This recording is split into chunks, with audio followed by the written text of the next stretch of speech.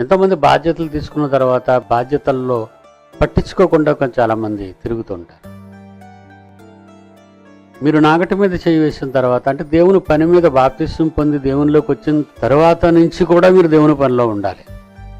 ఇలాగే చాలా కాలాన్ని మీరు నిర్వీర్యం చేశారని నాకు తెలుసు. బాప్తిస్మం చాలామంది తీసుకుంటున్నారు. తీసుకున్న తర్వాత వాళ్ళు ఇక మాకేం పని లేదు అని ఇళ్ళ దగ్గరే ఉండిపోతున్నారు. ఏదో మత శాఖల్లో ఉన్న క్రైస్తవులుగా ఆదివారం గుడికిపోవటం ఇష్టమైతే, లేకపోతే కష్టమైతే మానేయటం. మరి అలాంటప్పుడు వాళ్ళు బాప్తిస్మం ఎందుకు తీసుకున్నారంటే, ఇచ్చేవాడికి బాప్తిస్మం అర్థం తెలియదు, తీసుకునే వాళ్ళకి బాప్తిస్మం అర్థం తెలియదు.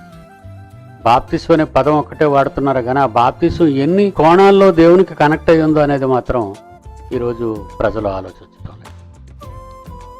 ఎందుకంటే కాలం సమాప్తం అవడానికి సిద్ధపడుతుంది.